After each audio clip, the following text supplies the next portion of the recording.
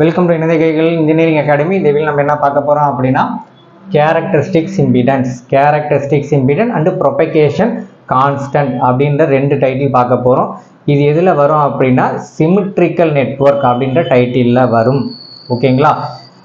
கிளாஸுக்கு முன்னாடி நம்ம என்ன பண்ணிடுறோம், நம்ம அகாடமியில் டெக்னிக்கல் எஸ்ஏ, அதே மாதிரி எஸ்எஸ்சி, ஆர்ஆர்பி, டெக்னிக்கல் அசிஸ்டன்ட் இதில் இருக்கிற எல்லா டெக்னிக்கல் எக்ஸாமுக்கும் நான் டெக்னிக்கல் எக்ஸாமுக்கும் நம்ம அகாடமியில் கிளாஸ் போயிட்டுருக்கு. விருப்பமான கீழே வந்து லிங்க் இருக்கும், அதில் 2 நம்பருக்கு அந்த நம்பருக்கு கால் பண்ணி ஜாயின் பண்ணிக்கலாம். ஸோ இந்த வீடியோக்குள்ளே போவோம்.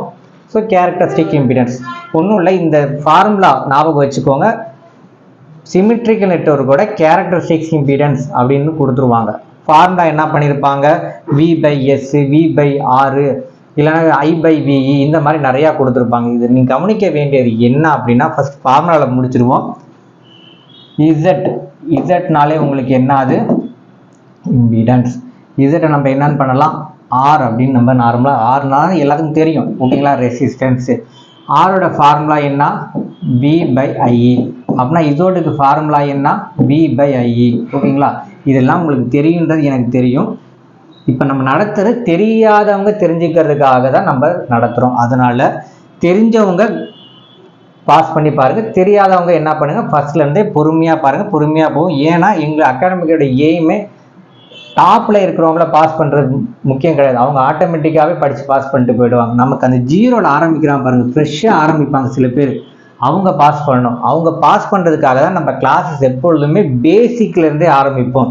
ஸோ உங்களை ஜீரோவில் இருந்தாலும் நாங்கள் என்ன பண்ணிடுவோம், எப்படியும் 100% சப்ஜெக்ட் நாலேஜை கொடுத்துருவோம். உங்களை பாஸ் பண்ண கண்டிப்பாக நம்ம அகாடமி வச்சிரும். புரியுதுங்களா? அதனால தான் எந்த ஒரு டாபிக் எடுத்தாலும் நம்ம ஆழமாக அந்த டாப்பிக்கை டிஸ்கஸ் பண்ணுறோம். ஸோ இப்போ நம்ம பார்த்துட்டு இருக்கிறது என்ன அப்படின்னா கேரக்டரிஸ்டிக் இம்பிடன்ஸ். அதுக்கு ஈஸியாக சொல்லிட்டேன், இம்பிடன்ஸ்னா V/Z, அதுக்கு ஈஸியாக ஞாபகம் R = V/IE. இந்த இடத்துல என்ன பண்ணியிருப்பாங்க அப்படின்னா எஸ் அப்படின்னு போட்டுறாங்க. தெரியுதுங்களா? உங்களுக்கு கேள்வி எப்படி வரும் அப்படின்னா, இது ஒரு ஆன்சராக இருக்கும், அப்புறம் VS/IR அப்படி வரும். நல்லா பார்த்துக்கோங்க. இது ஒரு A ஆப்ஷனாக இருக்கும், B ஆப்ஷனாக இருக்கும், சியில் என்ன பண்ணியிருப்பாங்க VS இல்லைன்னா VRன்னு வச்சுக்குவோம், VR/IS இப்படி தானே போடுவாங்க, இப்படி தான் காம்பினேஷன் போடணும். டியோட ஆன்சர் VR/IR. இந்த மாதிரி உங்களுக்கு ஆப்ஷனில் வரும். நீ குழம்பிக்க எதில் குழப்புவாங்க அப்படின்னா RS.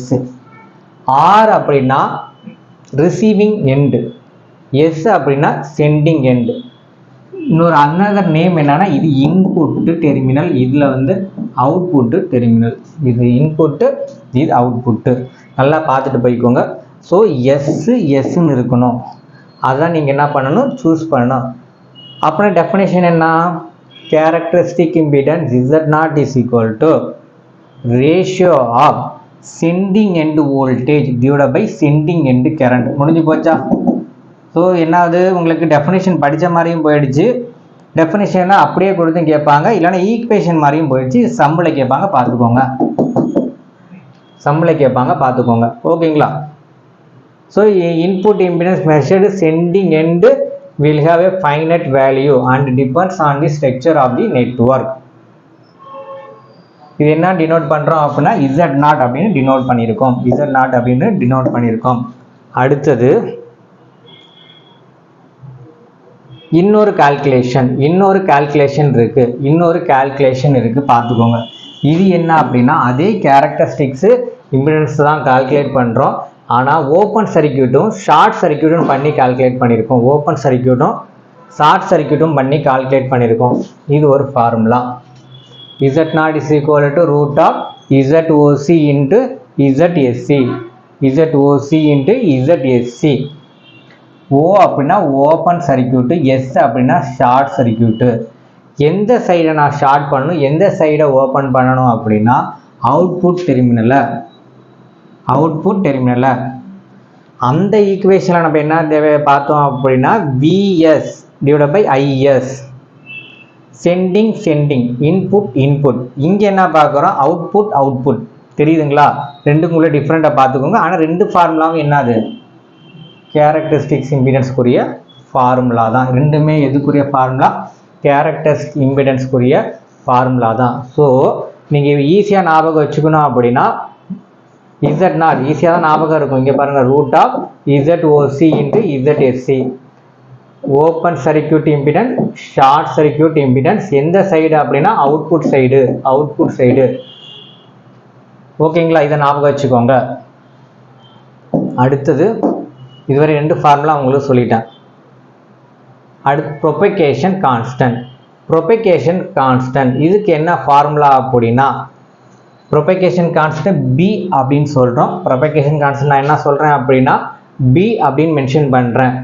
So B is equal to, எதுக்கு ஈக்குவலாக இருக்கும் அப்படின்னா லாகர்தமிக், நல்லா பார்த்துக்கோங்க, லாகர்தமிக் ஆஃப் IS/IR. நல்லா ஞாபகம் வச்சுக்கோ. இந்த இடத்துல நான் என்ன போட்டிருக்கேன்னு IS/IR. இங்கேயும் மாறுது, இங்கேயும் மாறுது, இங்கேயும் மாறுது, இங்கேயும் மாறுது. ஓகேங்களா? Logarithmic ratio of input to output current.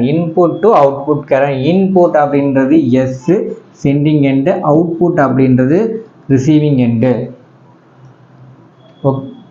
அங்கே சேமாக பார்த்துருப்போம். எங்கள் கேரக்டரிஸ்டிக் இம்பிடன்ஸில் VS/IS.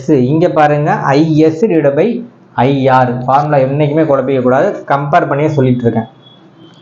ஸோ இதுதான் ஃபார்முலா, இது ஒன்று. ஓகேங்களா? அடுத்தது இங்கே பாருங்கள், ஜென்ரலாக ப்ரொபகேஷன் கான்ஸ்டண்ட்டை நம்ம என்ன சொல்லுவோம் அப்படின்னா அது ஒரு வெக்டார் குவான்டிட்டி. ப்ரொபகேஷன் கான்ஸ்டன்ட் அப்படின்றது ஸ்கேலார் குவான்டிட்டியா, வெக்டார் குவான்டிட்டியா, வெக்டார் அண்ட் ஸ்கேலார் குவான்டிட்டியா, நன் ஆஃப் எபோன்னு வந்துடும். ஓகேங்களா? அப்போ என்ன பண்ணணும் அப்படின்னா ப்ரொபகேஷன் கான்ஸ்டன்ட் அப்படின்றது என்ன குவான்டிட்டி? உங்களுக்கு ஒரு வெக்டார் குவான்டிட்டி. அதுக்கு டைரக்ஷன் இருக்கு. Formula B is equal to alpha plus J beta. ஓகேவா? ஆல்ஃபா அப்படின்னா அட்டுனேஷன் கான்ஸ்டன்ட், பீட்டா அப்படின்னா ப்ரொபகேஷன் கான்ஸ்டன்ட். ஆல்ஃபானா அட்டுனேஷன் கான்ஸ்டன்ட், பீட்டா அப்படின்னா ப்ரொபகேஷன் கான்ஸ்டன்ட். ப்ரொபகேஷன் கான்ஸ்டன்ட்டுக்கு இன்னொரு ஃபார்முலா ஒன்று இருக்குது. அதுதான் என்னது? tan HP is equal to √ZOC divided by ZSC. இதை நம்ம என்ன சொல்லிக்கலாம்னா tan H inverse of ZOC divided by ZSC. இது ஒரு ஃபார்முலா. ஓகேங்களா? அப்படின்னா நீங்கள் என்ன தெரிஞ்சுக்கணும், ப்ரொபகேஷன் கான்ஸ்டன்ட்னா ரெண்டு ஃபார்முலா, கேரக்டரிஸ்டிக்ஸ் இம்பிடன்ஸ்னா ரெண்டு ஃபார்முலா. அந்த ரெண்டு ஃபார்முலாவில் ஒன்று VIயை வச்சு எழுதணும், இன்னொரு ஃபார்முலாவை என்ன பண்ணுறோம் அப்படின்னா ஓப்பன் சர்க்யூட் ஷார்ட் சர்க்யூட்டை வச்சு எழுதணும். இதை மட்டும் ஞாபகம் வச்சுக்கோங்க. ஓகேங்களா? இதுதான் என்னது உங்களுக்கு சிமெட்ரிக்கல் நெட்வொர்க்கில் இருக்கிற அந்த கேரக்டரிஸ்டிக்ஸில் இருக்க இம்பார்ட்டன்ட் ஃபார்முலா. 4 ஃபார்முலா தான். உங்களுக்கு ஈஸியாக புரிகிற மாதிரி பொறுமையாகவே சொல்லி கொடுத்துருக்கேன். கண்டிப்பாக இது உங்களுக்கு புரிஞ்சிருக்கும். அடுத்த வீடியோவில் அசிமெட்ரிக் நெட்வொர்க்கை பற்றி நான் உங்களுக்கு சொல்லித்தரேன். ஓகேங்களா? தேங்க்யூ.